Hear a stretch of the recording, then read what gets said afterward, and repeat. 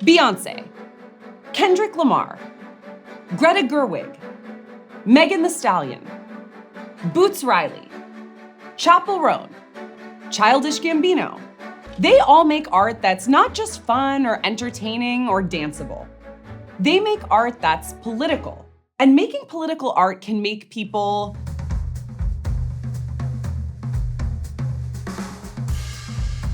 pretty mad. But despite constantly being told to stay in your lane by political and anonymous commenters alike, they keep on doing it. They keep making art that interrogates our history and issues of the day. So why do people make political art? And can you even have art without politics? Hi, I'm Ellie Anderson, and this is Crash Course Political Theory. My journey started once again with our old friend Plato. Remember his vision for a political utopia? It would be led by someone who's moral, intellectual, and yearns for truth. What he called a philosopher king. Not to be confused with the other kings, Burger and Short, who have different priorities. But Plato also talks about the role of art in a political utopia. And his thinking there was split. He thought of both art and politics as a kind of craft, an acquired skill. On one hand, you had statecraft, the domain of the rational mind. It involves exercising capital R reason in governing a citizenry. Art, on the other hand, was emotional, promoting, as Plato put it, weeping, laughter, and effeminacy. Poetry feeds and waters the passions and desires, he writes. She lets them rule instead of ruling them. Plato calls this tension between rational philosophy and emotional art the ancient quarrel, which is also what I call my internal dialogue about when to do the dishes. Plato was pro-philosophy, but he wasn't totally anti-art. He actually loved the arts, especially poetry. He was a Homer super fan. And he thought that art could be used for the good of the state, like poems extolling the virtues of famous men and music that pumps up warriors for battle. But Plato also worried that art might be too powerful in shaping public consciousness. Pumping up warriors with a sick beat is one thing. But if art distracts us from reality and fills our heads with what he called a mere imitation of the truth, well, that's where the danger lies. If you have too much emotion, you won't have any room for reason. And he thought the philosopher king needed to keep this power in check. So yeah, that's a bit of an extreme take. But Plato did identify something important, that art can be used for and against politics. Ever since, people have seized on this idea, and not always with the best intentions. Like, who do I know who famously used art as propaganda? Yep, that's my Nazi detector. It's 1930s Germany, and we're in the land of the National Socialist German Workers' Party, or the Nazi Party. Like Plato, they recognized that art could be used to shape cultural and political identity. And they had a very particular idea of what German identity should be. It was a booming time for cultural expression, with developments in Dadaism, Expressionism, modernist architecture and design, and cabaret culture. But the Nazi regime thought this kind of art had no place in the Aryan society they were trying to create. So in 1937, the Nazi regime confiscated thousands of these works from German galleries and private collections. But before they got rid of it, they wanted everyone to know exactly what kind of deranged, un-German art they considered unacceptable. So they displayed it.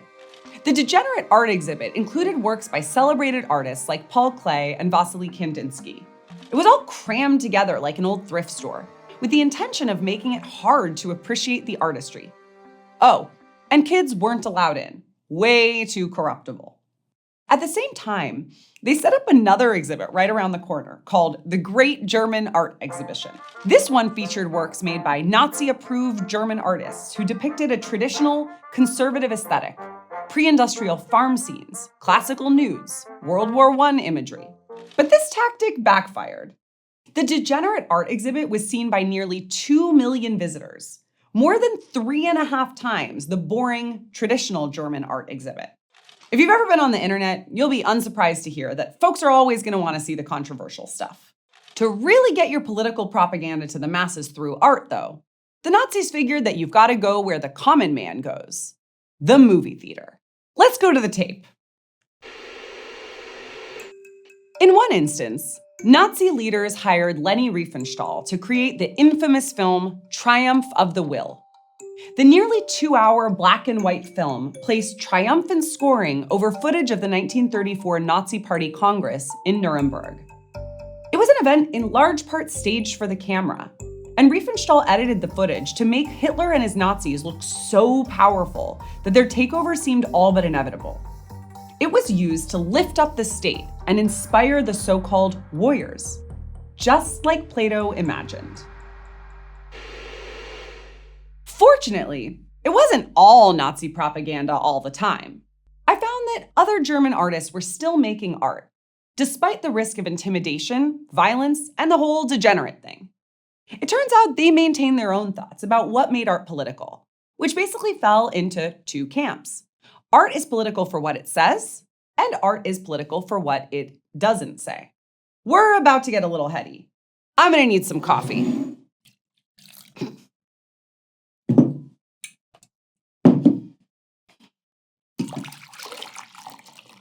Here's the deal with those two camps I mentioned. The first camp argued for making art that's explicitly used as an instrument of politics, what they called committed art. This is art where the political agenda is front and center. The stuff you look at and say, yeah, I know what side that person's on. A lot of this work grew out of the artistic period that Hitler and his henchmen were so against. The Dadaism, Expressionism, etc., that I mentioned before, which collectively made up the Weimar-era cultural renaissance. My favorite example of this is German playwright Bertolt Brecht's most famous work, The Threepenny Opera, a searing portrayal of a capitalist society run amok, where just about anyone would do just about anything for money. But Brecht's take on political playwriting went beyond the storyline of his plays. He experimented with techniques like having actors step out of character to lecture viewers, or designing the stage to show lights and ropes that are usually hidden. He called this the alienation effect. The goal was to interrupt the audience's emotional involvement in a play and get them to take what he called a socialist realist perspective instead. Essentially, to think critically about the constructs that exist in their own real-life environment. Like, what's hidden just off stage in your life? How can we shine metaphorical lights on the metaphorical ropes that are holding up systems of power in reality? Where was I? Oh, two camps of political artists, right. The second camp didn't want their art to address politics directly. German philosopher Theodor Adorno argued that the most politically effective art was also the most challenging, obscure, and avant-garde, the stuff that really pushes the envelope. He believed that radical artistic experimentation was far more politically potent than overtly political art, like the explicitly Marxist art Brecht was making, because it was resistant to everything, even interpretation.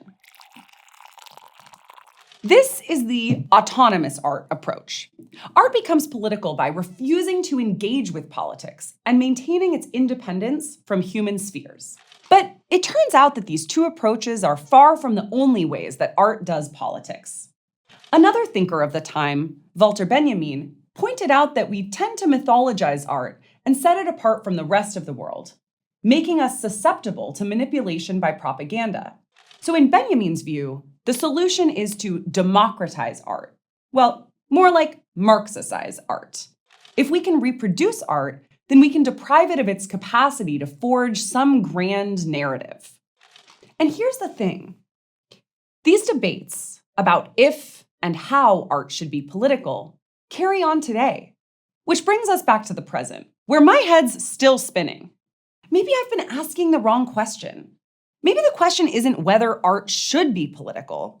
It's clear from our journey through time that it is, one way or another. Maybe it's a matter of approaching a piece of art on its own terms and asking what it has to say about our world. Let's take one more stop in Richmond, Virginia, the former capital of the Confederacy during the US Civil War. Once, Richmond was home to more Confederate statues than any other city in the US, which made it a hotbed for a pressing debate around how art commemorates American figures, and which figures get to become heroes. Confederate statues enshrine a particular narrative about how the Civil War should be remembered, like that it really wasn't about slavery and that the South only lost because the North had more resources, an idea often called the lost cause narrative. And in recent decades, Confederate monuments have become symbols of an ongoing political battle over whose stories take the spotlight and what America does and should stand for. But one artist is fighting statues with statues.